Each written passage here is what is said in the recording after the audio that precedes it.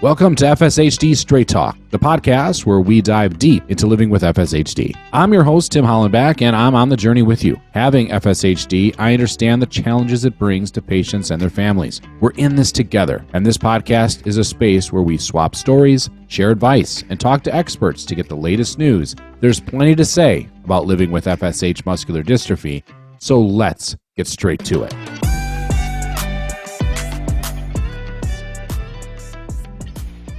Welcome to FSHD Straight Talk. I'm your host, Tim Hollenback, and thanks for finding the show. You can find it everywhere you find those podcasts, especially on Spotify, anywhere. Subscribe so you get all the great up-to-date information, as well as rate the show if you can. Spread the word. It helps a lot doing me that favor, doing the show a favor of getting this word out.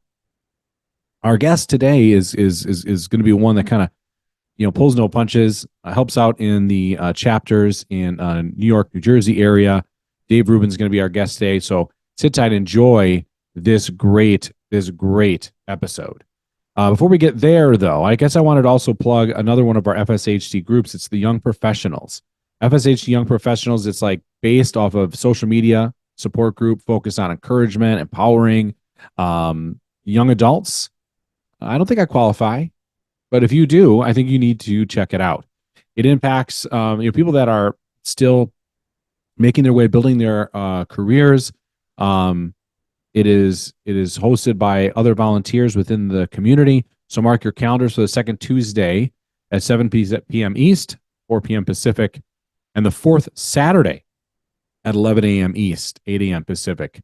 Once you join the group, you'll need to register, and then you'll be sent that regular reminders of the Zoom link, and it's all done virtually. So check out the Young Professionals out there. Which kind of leads me to, I guess, our pre-show point today on FSHD Straight Talk. And that is, if you're diagnosed at any stage, you're going to have to learn to adapt, not just in what you do as daily living aids, maybe medical devices. Those things are going to start playing their role, but also, are you making money? Are you adapting in your work? For me, I think my advice to that point, because I've had to make those changes. I always had a physical job. Everything from stocking shelves in a warehouse and pulling orders for customers. And we're talking large quantities of products, heavy products, all the way to kitchen and bathroom remodeling company, like iron tubs, wheeling those into people's homes. I don't know what the hell I was thinking. I had that around 2019, I had that job. It wasn't that long ago. I don't even know how I did that. So now more of a seated desk job, but then of course trying to stay active through all that. You have to learn to make those adaptations and kind of be ahead of the curve. So use the Young Professionals group or Feeling Fit with FSHD, along with other social media platforms, to kind of help you educate yourself of being more proactive. And it's not a matter of when this disease is going to attack you to a way where maybe you can't do the certain things, or if it's going to do it, it is when. So if you can forecast that and be prepared, if it means getting different education, if it means, getting trained in different types of roles or jobs, or even looking within the current place that you work, sometimes you can see a different role that might suit you. It gets into a slippery slope of how much do you tell your boss of what you're dealing with and this and that. And I'm not an HR professional whatsoever. So that advice I can't really give you and say, go this path. But all I can tell you is that you're going to have to cross it at some point. So make sure that you're gathering the information you need. How do you approach your employer if you want to stay internal in your company and make those changes and adaptations as the disease progresses? Or what are you doing externally as getting either different education, different training to make a transition to a different job? One of the things I did, of course, was go from physical work to more of a desk work, but still had some type of ties into inventory and product movement and distributorship. And of course, my love for working with a nonprofit did help, and the right timing helped as well. I was very fortunate to find what I find. But I also think I coach baseball. How long can I physically do that? So owning a baseball organization can kind of help me transition, trying to think ahead a little bit and getting people around me that can still do those things physically while I help do the support side of a business such as that. So make those adaptations. I think that's a little bit of my key point for today. So follow the show for sure on Spotify and those places. Lastly, please email me, fshdradio@fshtsdsociety.com. is the email address. Love to hear from you. Keep me keyed in on what's going on in your life. If you want to be on the show or you want to promote someone to be on the show, tell me about those people. Tell me about yourself. Love to hear your FSHD story and book a time to be on the podcast. I mean that. I'd love to hear from all of you and have you be on the show and share your story with others. You could be the inspiration that someone needs to hear. And that's going to lead us to our guest today, who is David Rubin from the New York, New Jersey area, kind of working on the chapters there. So I'm looking forward to sharing that episode with you. That's coming up next. Welcome all to FSHD Straight Talk. It's still tough for me to kind of convert that from the FSHD Society radio show. It's still kind of the same premise, but we're really concentrating more and more on the patients, the people involved with the disease, even the family members, caretakers, etc., and bringing those people to the forefront of these episodes as we move forward with this podcast format. I'm super excited to bring each episode to you each month as we try to give you 2 a month at least into what's going on with people within our community. One of those great people that are a part of this is David Rubin. He is here with us today. He introduced himself a little bit. Hey, David, how are you? I'm great. Thanks, Tim. Thanks for having me, and my pleasure to be here. Now, you're a person that has FSHD, those that may or may not know. Is that right? That is correct. I was diagnosed in 2001, the age of 49. Okay. And so when that moment arrived, what kind of drew you to get that diagnosis? What was the path to that? It was sort of interesting. I had some unnecessary shoulder surgery, as it turns out. And, as part of this disease, obviously, that had the weakness in the shoulder, but it was diagnosed as a rotator cuff issue. Okay. And I went to physical therapy following the surgery. And the physical therapist actually noticed I wasn't getting much better and saw winging in my scapula, and actually scared me more than necessary. Told me that the only other time he had seen that is he had a patient with ALS.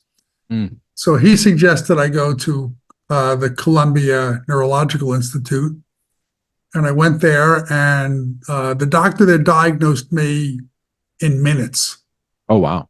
And then gave me wanted me to take the genetic test, which I did. The interesting part was I had no serious symptoms or manifestations at that point. So, and the doctor said to me, gave me really sort of a low-level diagnosis and said, you probably have some shoulder pain when you get older. So I really, as a result, kind of thought nothing of it. Yeah. Went home, told my wife that, said, when I get older, I'll have some shoulder pain. I have this disease, and that's pretty much all I was told. So, the unfortunate part of that is that I was probably in denial for years following that. And then as I started to starting to have some leg pain and things, I was seeing a physiatrist who gave me a more realistic understanding of what this disease was really about longer term. And I started to, and I think one of the things, Tim, that, sorry for just running away with this, but that we as a group should focus probably attention on, I'm glad and hopefully your sessions help, is dealing with the emotional and mental elements of having this disease, and and of the stages we go through. So I told you I went through a stage of denial or just sort of ignoring it for a while, and so I have to move around now and then for comfort, and something you shouldn't do, but and then you go through a little of the poor me's, and you go through all these different stages of what's going on, and then finally, at least in my stage, get involved to say, hey, how can I help do something about this and help push towards a treatment or a cure. Right. So it felt to me then there was a concern. Go to a doctor, or basically the PT noticed some constraint, and we've heard that before. Right? The scapular winging. Pretty common. I had the same outside medical, people saying that looks different, never really made much thought of it. Right. So it's in front of a physician. But then when you saw that first physician, it feels like they kind of downplayed it a little bit. He downplayed what it would mean. And what really threw me was he obviously knew this disease because he diagnosed it so quickly. I had me do a few things of try not to let him lift my eyelids up, and a few things, and diagnosed it very, very quickly. So I figured when he told me what my ailments were going to be, that he really knew this disease, and that's what it's going to be. No big deal. So I don't know if he didn't know. I don't know I've never seen him again, so I don't know if he didn't know. I don't know if he just didn't want me to feel bad. Well, I don't know what it was. It's kind of the opposite of the doom and gloom. Exact opposite. Yeah. Like sort of, when you're an old man, you'll have some pain. Yeah. Well, and that then to me leads to where, okay, then someone else talks about it with you, the next yes person, and the physiatrist says, well, he's the one who started to notice that I was starting to get some foot drop, that I couldn't walk on my heels, that there were other issues associated with this, and he was more honest with what the prognosis was, but also said, if it gets worse, come see me. There's not much I can do for you. Yeah. Yeah. And so, did the fear escalate at that point? You talked about being scared, especially when ALS was talked into the equation. But when you saw that second person, like, well, these things are kind of bad, and this is more of what it looks like in your future, did that draw more panic in your mind? Maybe a little bit, but not that. I was still active. I was still, I used to like to ride my bike. So I was still doing a lot of bike riding. Mm-hmm. I was still, going swimming in the ocean. I was still going for walks, going on hikes. I was still doing a lot of the things that I had been doing. So I wasn't really, I thought it was going to slow me down, but not stop me. Until it's probably been only the last 5 or 6 years that it's stopped me from doing things. I mean, I'm fortunate compared to some. I can still walk. I can basically get around. I can do things. But I don't. But I have pain, and I have some other issues. I can't, like, if I go in the ocean now, I need somebody to help me out. You get that ledge when you're coming out of the water. I need somebody to help me up that ledge. Okay. And I can't run. Walking, I have drop foot on both feet, so I need to wear braces. So it's had more of an impact in those last 5 years than it has had on me. And more, I'm concerned that since I've learned it's a genetic disease, I'm certainly more concerned for my kids, none of whom have shown symptoms yet, but they're all young. They're all younger than I was when I started showing symptoms. Yeah. And I have one grandchild, another on the way, who I love dearly. So my concern is, look, whatever's in store for me is one thing. My concern is them. Yeah. If I never get cured of this, but I can get them cured of it or not have to do this, that's my focus. Was that some of the motivation to get even more so involved then with, if it's the FSHD Society and the community in general? Yes, it was. My family has told me that I have an ego that thinks that if I get involved in something, I'll drive it to an end. So, there's probably some of that in there. Yeah. And I was, I was an executive in a business, and I know how to organize things and get things done.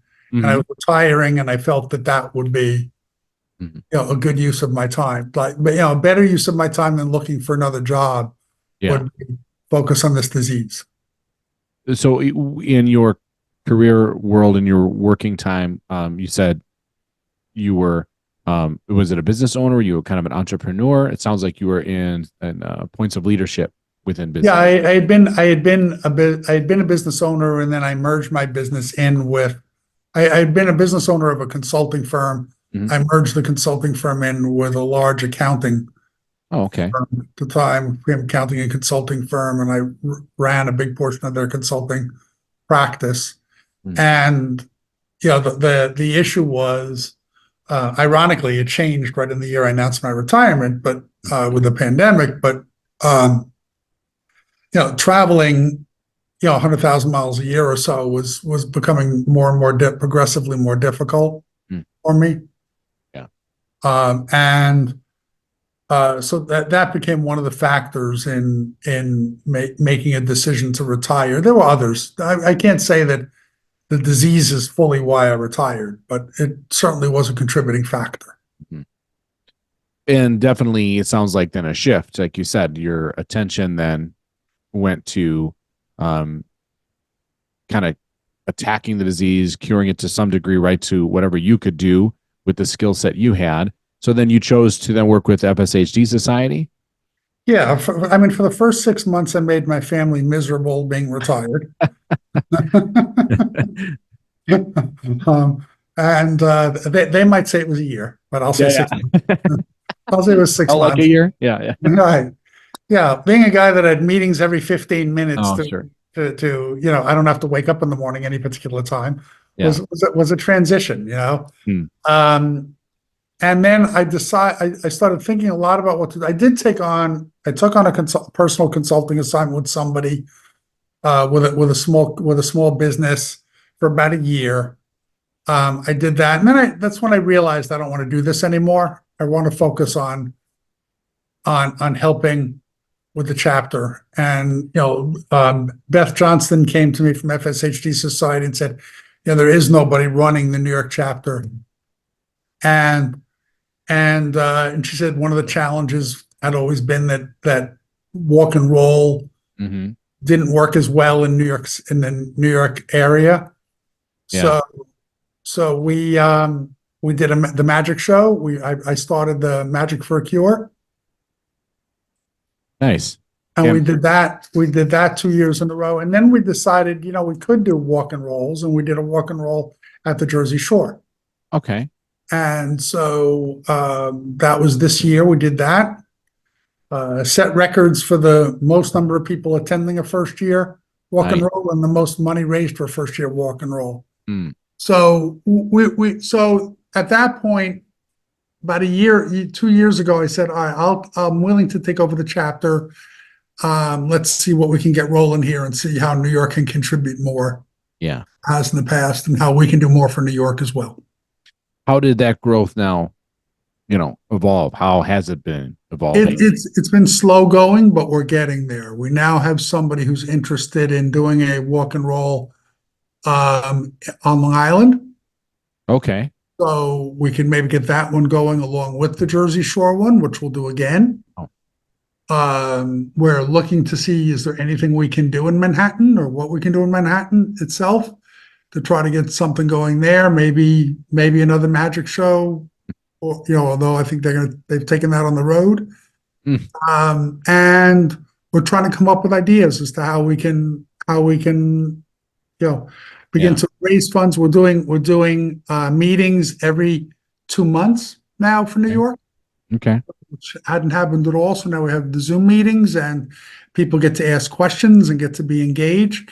So it takes time, Tim, I think, for the community to grow. And I'm very well aware that people get on these calls and they're in different stages of their careers, their ability to put time in, their own acceptance of the disease, and so there's different places people are. So we have to work it so that over a period of time, and more people will get involved. Yeah, I found the same thing. The difficulties in growth. I'm here more in the north area in Wisconsin. Very difficult. Had a couple little chapter meetings to start things off. Maybe getting like 1 or 2 people only, and still felt like it was worth the efforts. And it's kind of fizzled even more so since. But I direct my attention more to this podcast format. I give a lot of credit to those that are running the chapters and doing the walk and rolls. In your case, also doing other events on top of multiple walk and rolls. That's pretty incredible. I'm curious to know, like, the magic show. How did that idea come? How did that evolve? Because it's very It unique. actually evolved out of the magician is a almost lifelong friend of my youngest sons. Okay, Okay. nice. I've known him since, he's 30 now. I've known him since he's in third grade. And he's been doing magic since before I've known him. Wow. And he had I knew that he was part of a show in New York City, a magic show that was, sold out 2 shows a week and was doing very well. He left that and was doing other magic on his own. And so I knew how this was not your kids' party magician. This was a real qualified magician.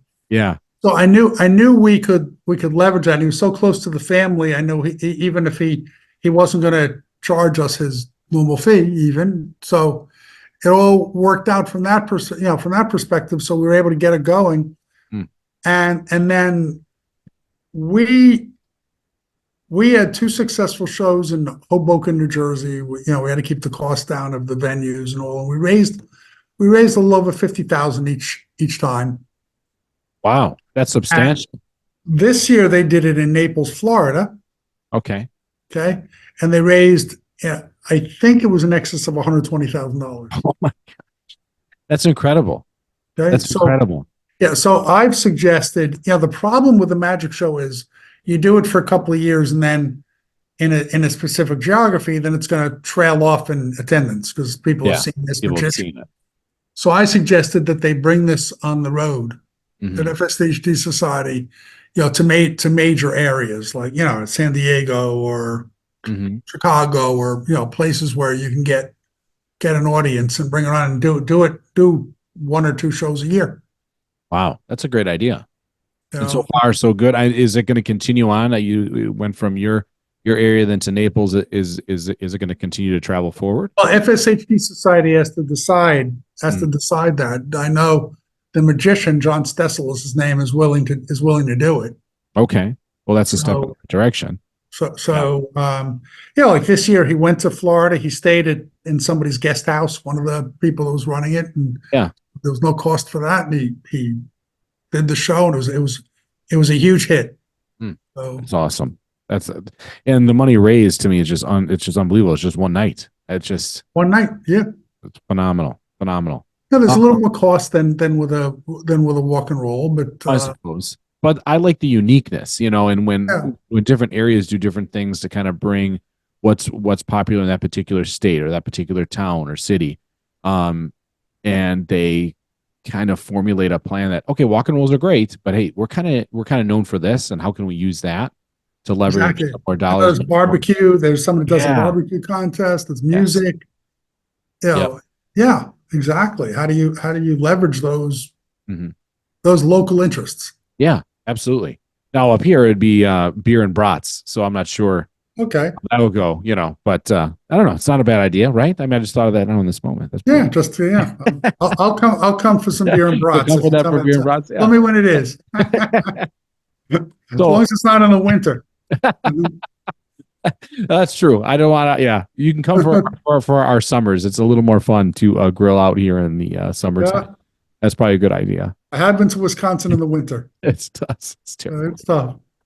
Now, you mentioned a great point earlier. You talked about, this disease does affect us all physically in one fashion or another. Then there's that emotional side, the way it kind of attacks us that way mentally. I guess kind of speak to that.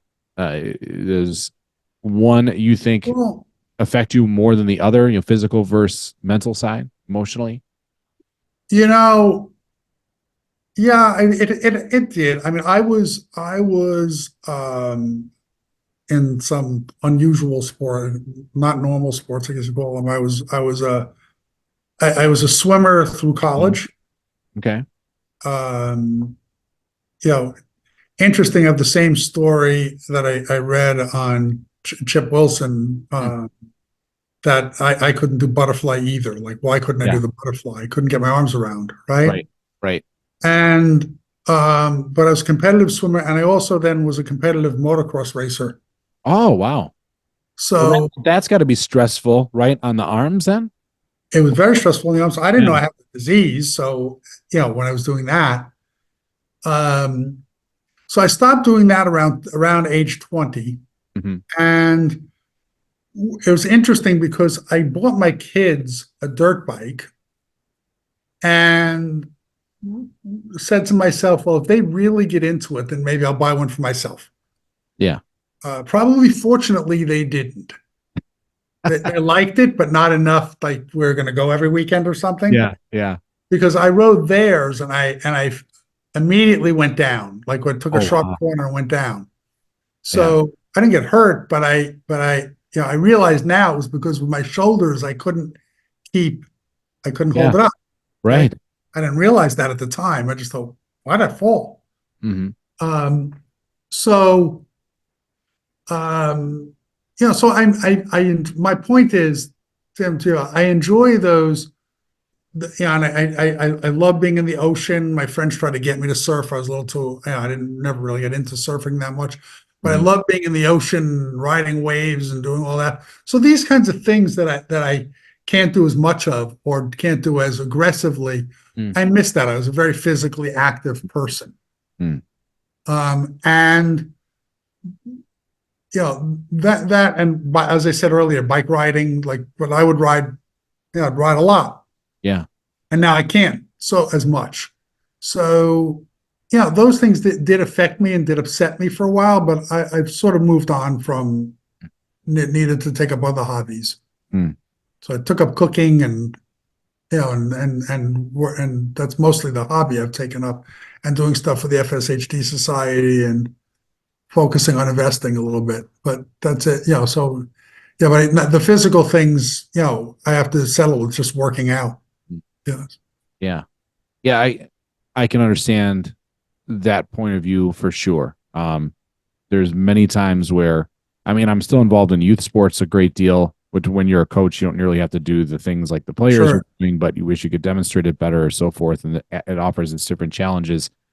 But there is definitely times, it's almost like a vision back to, like, did I live that life? Like, that was me that did those things. Yeah.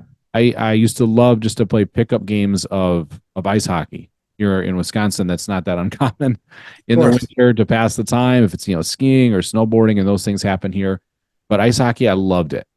Just being out there, just picking up random games with people, you don't even know them. You have a common interest of just getting on the ice and just play, and just hearing the sounds of that game, the puck hitting, the skates, the camaraderie. All those things, the people hitting. Well, we got to be careful, right? Yeah, you got to be. But you're right. It was like, the competitiveness, and like, where do you find that? How do you replace it? And I've definitely found, like, okay, I cannot replace skating. I can't do that anymore. Trust me, I think often, like, oh, maybe I could just try it. Maybe I could just try, like you, maybe with like bike, like, okay, and then if I fall, I fall. But then it's always the risk factors that can be worth the reward of kind of reliving it. And can I really do it? Is there an adaptation to it? But it sounds like, David, you've kind of like decided, okay, I can't do those things, but I'm going to adapt to do other things. You mentioned cooking, attention to FSHD Society, kind of feeding your passion in different ways. It doesn't. The reality is, though, it doesn't replace it. That pain still exists there a little bit. I've thought about go-karting. Should I try go-karting? But I don't, something like that. I just, you need, I think there would actually be, this sort of reminds me of a New York session I should have, and maybe it should be broader, of how do people get fulfilled? How do they replace the things they've lost? Yeah. The abilities they've lost, how do they change their life and find joy in new things? It might be worthwhile to examine that and talk to people about that and understand how they do that. And to be kind of the devil's advocate in that, you say fulfillment. I mean, the pessimist would say, but it's still not the same. It's still not the same. And if it's not the same, then forget it. Yeah, I would disagree with that. I would say, Good. find, like, the issue is, I spend a lot of time telling myself, and I do feel this way, but sometimes I have to convince myself that I'm a very lucky guy. Mm-hmm. That I had a good career. I was, I needed to retire, but I was able to retire. That's another, Right. right? Right. And then I have a great family, and, one beautiful grandchild. I assume another beautiful grandchild on the way, and just, like, and so I should enjoy it. I should be happy for those things, but you still want to do your own thing. You still want to have your own joy, right? And so I think if people sit there and say, there's a lot of things I've never done in my life that I'm sure could bring me joy if I discover them. That's true. Yeah, it's definitely one of those lines that we kind of walk on, right? It's we know the life we had, and there's that point where it's not just even the diagnosis. I mean, that gives you the knowledge, but it doesn't necessarily change you in an instant physically. And then this like slow drift into this other realm of your life where you have to say goodbye to things that you used to do and love to do, and what you thought maybe defined you, to some degree, and your interests and things. And then we have to try to shift and go, okay, what can I do now? And I know there's a lot of great leadership people within the FSHD Society that become chapter directors, walk and roll leaders, and you can tell that they were leaders in their industries, or leaders of people, or they were coaches, or and then those things maybe they couldn't do as much. They're using that as a vessel to say, well, I can still do this, and then make that impact. Do you find that the work you're doing with FSHD Society, how does that compare to the work you did when it was a career? I'm able to use my one of my jobs in consulting was build new practices within the firm. Okay. So I became, so I pretty driving to get things done, making $1 look like $10, to get to make a budget stretch and drive efforts, and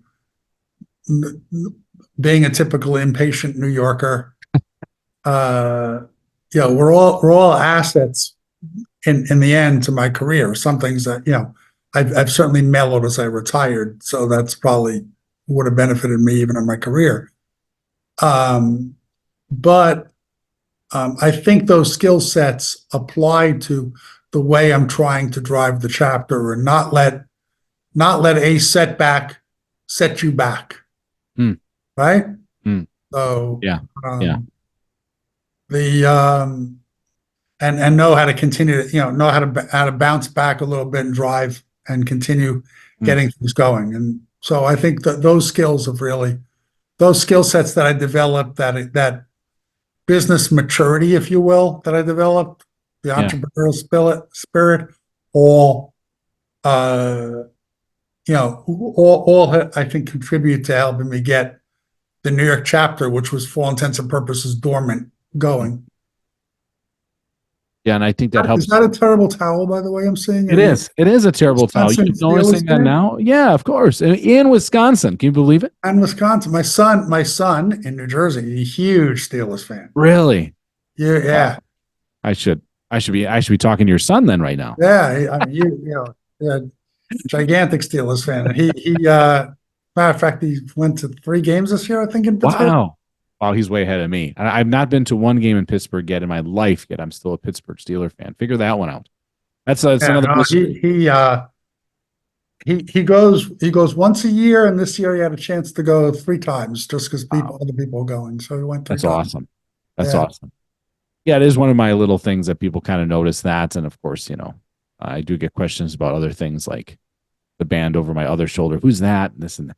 It is remarkable what I get in emails sometimes. It has nothing to do with the show in general. It just has to do with my habits of the show, or like what is in my background. It's always fun, and I love that when people interact. And What's been the, I guess talking about the interaction within people. I get some emails about the show and myself and this is that, which I love.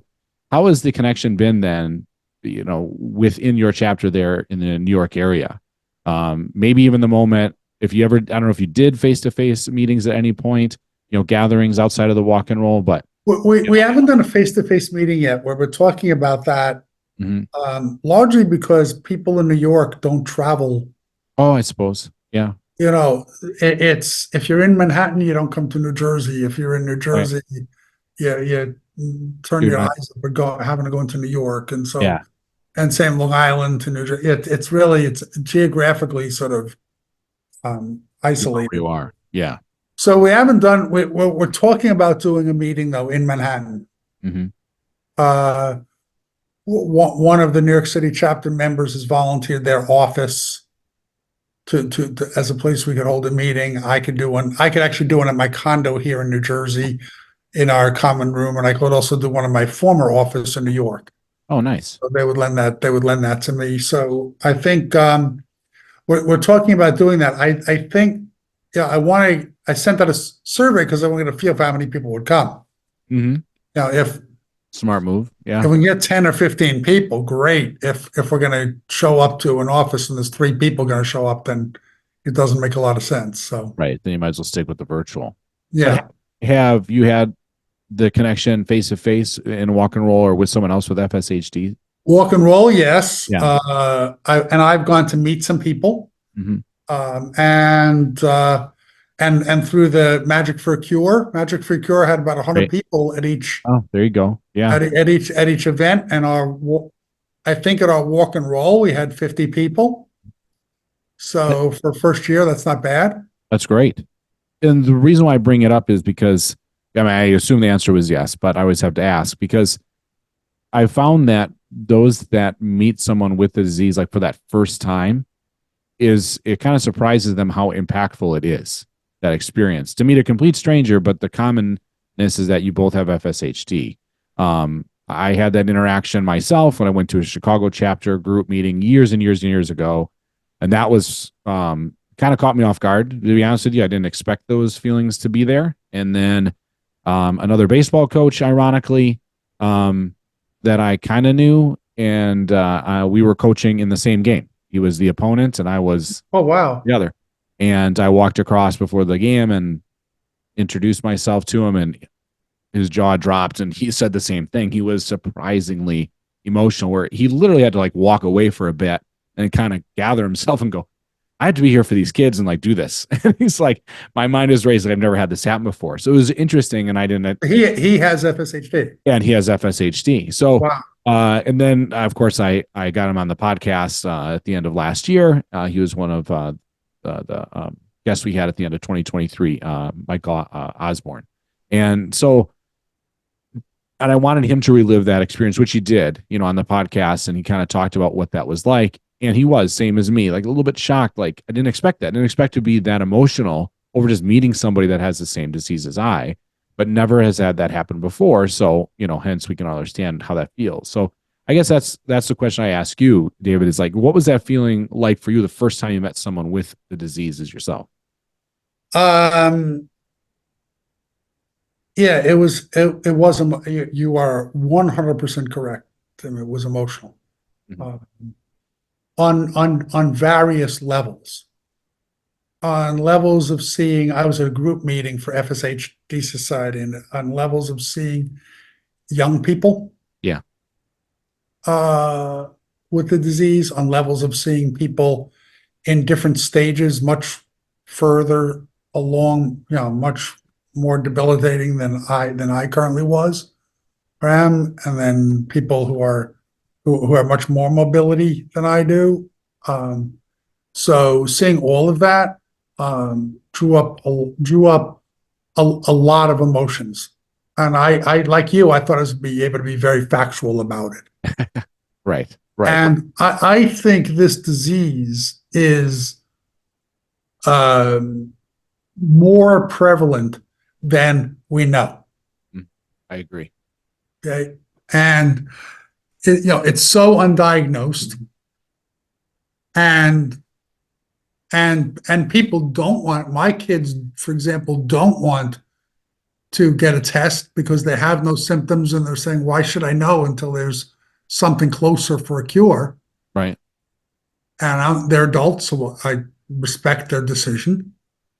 But I think there's a lot of that. There's a lot of that, and there's a lot of, my GP, when he heard what I had, he said, in a million years, I never would have diagnosed that. Now, I appreciate his honesty, but that's scary. It is, because you can know that that's happening all over the place. It's just being missed.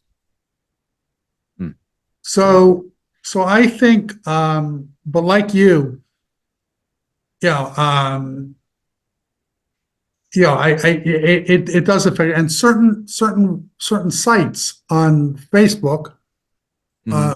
I won't name the specific sites though, but there's certain sites where a lot of the commentary and comments are, quite, they're on the sort of on the downside of, the depression side of the disease of, I'm in so much pain, or I have or I'm in so much pain, somebody please help me, or I've got these, I should be reading them, but I ignored them.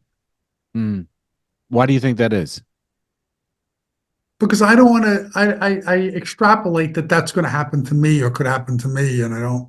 Too close to home. I don't want to deal with depressing stuff. I want to deal with the positive things I can do. This disease, in my mind, this disease is what it is, and it's going to affect me on its timeline, and there's nothing I can do about that.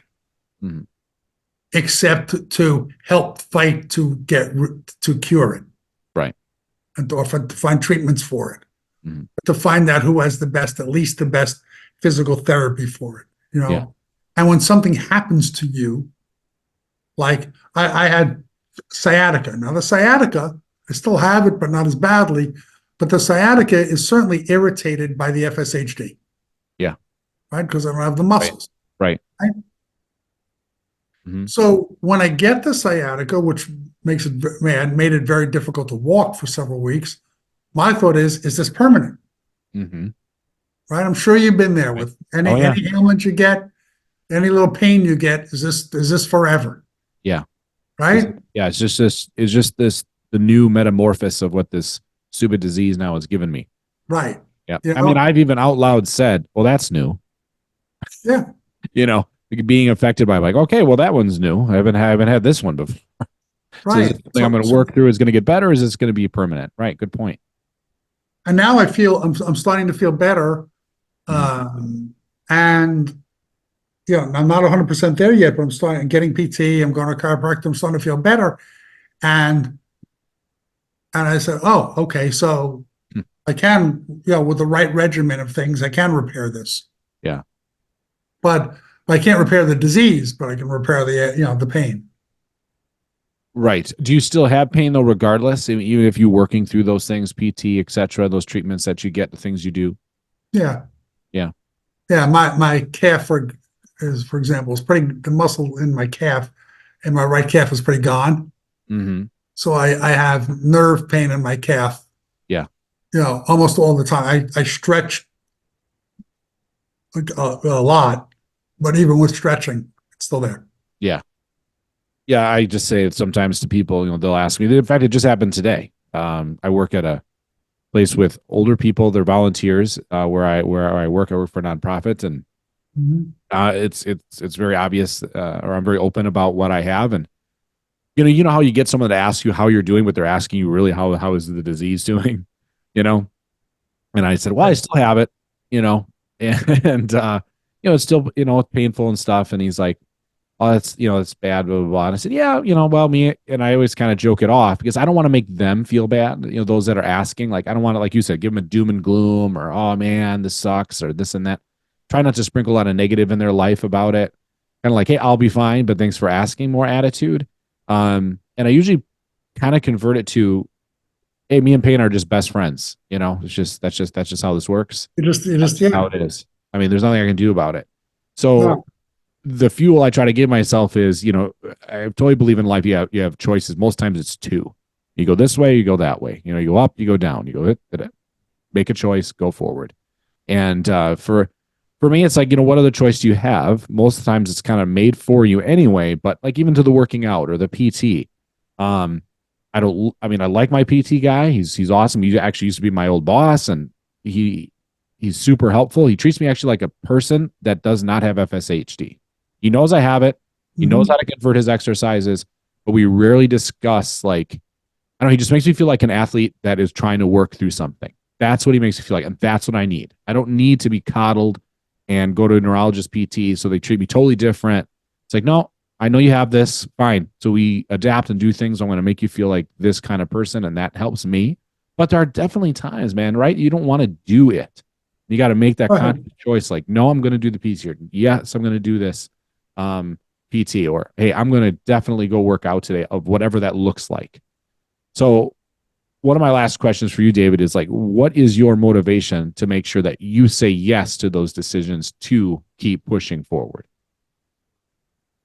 My greatest motivation is I know that I'm going to feel much worse if I don't do it.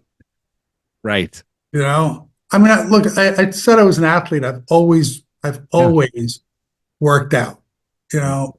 People look at me now and say, "Yeah, you were an athlete. You worked out," but that's okay. I can't control that. Yeah.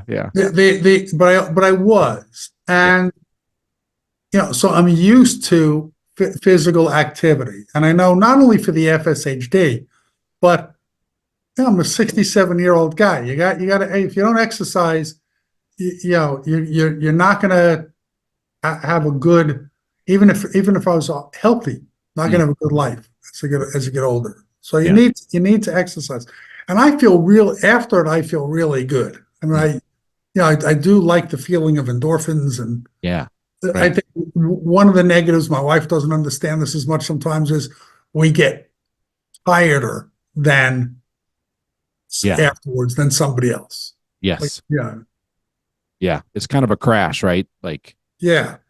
For me, like, momentum is my friend all day. Momentum. I can't stop. Got to keep going. I got to keep walking. Got to keep moving the best I can.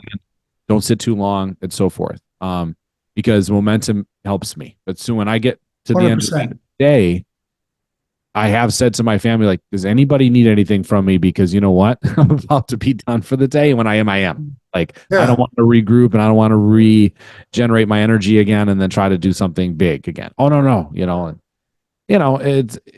It's like that shutdown period at the end of your day, So I know that you're always trying to grow your chapter, David, and I guess I wanted you to get the time here within this podcast of, like, if people wanted to find you, contact you, be a part of your chapter, how do they do that? What's the best way? NYC Chapter at FSHDsociety.org. Easy, right, guys? Easy. Yep. Or look it up on the website. Go to the website and find the New York chapter, and email me. I check that email, and would love. And there's a place to sign up, so would love to have you. And once you sign up, you'll be getting the emails of when we have meetings and what's new. Beautiful, awesome. Well, thanks, David, for being here. Tim, thank you so much. It's always a pleasure talking to you, and thank you for this time and for your help in growing our chapter. No problem. Love to do it. I'm glad we connected today, and hope to do it again in the future. You take care. Thanks. You too. Bye-bye. Bye-bye. That is David Rubin from the New York City Chapter. Not a small task, folks, to build a New York City chapter and then goes into New York. I love his attitude, his go-gettingness, and that is exactly what New York is about from a person that's never been there. Not that I know, right? But it's always the reputation of a New Yorker, and it seems like David brings it, and I'm glad he was here to talk to us a little bit. So the takeaways for me, like, I love to kind of, share my takeaways from a conversation that I have with these great guests that come on. I'm super excited to turn FSHD Society Radio to FSHD Straight Talk, because we're getting right to it. Get right to the talk, get right to the heart of the matter. That's the disease. Yeah, it's great to talk about what's coming up in any type of treatments, cures, etc. But we need really these discussions to keep driving us forward, to get involved and to help each other stay more positive the best we can. some of the takeaways is don't let a setback set you back. David said that. And like, how do you exchange the fulfillment of this action, what you used to do, to what you can do now? They'll never be the same. I describe my ice hockey experiences. I love it. I loved it. I can still feel the cold air in my face now if I think about it. I can still hear the puck hit my stick. I can still feel the flow of my body across the ice as I glide. I can still feel all those things and think about them and be there again, and I miss it terribly. And that's just one factor of my life that I miss. There's so many others that I've had to say goodbye to, like so many of you have had to. But is there a glimmer of hope that maybe, like David said, there's then a cure if we can find a treatment now to help our kids and their kids and so forth? Or is there still a possibility, like, can we stop this thing and can we regain even to get some sense of that back? I mean, I know for some, even age is also a factor. It was described to me that FSHD is you're going to age quicker. Not great, very difficult, right, to deal with that. Things are going to happen faster. I don't know what the magic response is. Almost every guest I bring on, I ask them, what advice do you give someone newly diagnosed and so forth? Because I wish I had that person in my corner. Closest I had was my manager at the time had MS, and she tried to comfort me and support what I was trying to cope with. And I don't know, if I'm still totally wrapping my head around really what this all means. I think I have glimpses of stages of denial. I have glimpses of stage of anger. I have glimpses of stage of grief still. It's like always evolving and changing. And then a lot of times I'm distracted and I feel the sense of what I was mixed in with what I am now, what I can physically do and can't. And I feel like you all feel the same way. I think you're all at different points of that, where it's evolving constantly in your life. And, like Amy Becky, I remember when I had her on once, she talked about being a competitive golfer and this and that, and misses that. And it's not just the activities, even though that seems to kind of marry what we can't do. It's usually an activity of some type. But I have not found, like, what is that coping? I don't know if there is. But I think there is advice within our community to kind of at least get us from day to day and to help us move forward and get better. So I don't know. It was great having David on for sure. He was a fantastic guest. I look forward to more being on the show. I also thank you all for being a listener on these podcasts, wherever you find me. That is like on Spotify and probably Google Podcasts and other places like that. I'm a Spotify guy. That's kind of where I find them. But you can always email me at fshdradio@fshdsociety.org. That's still the email address. Please do so. If you want to be a guest on the show, you want to share your story, maybe you feel you can help others, or you just want to share what you're dealing with and be a part of this, I'd love to have you on the show. So reach out to me for that. Show ideas, topics you want to talk about. As we evolve this platform, as it changes and grows, things hopefully will be added, maybe some hack tips we might add in and have some different guests talk about that and so forth. Good things on the horizon. I'm glad that you're a part of it and part of this change. So thanks for listening. We'll see you next time, or maybe you're not seeing me, or just listen to me next time on the FSHD Straight Talk. Take care. Bye-bye.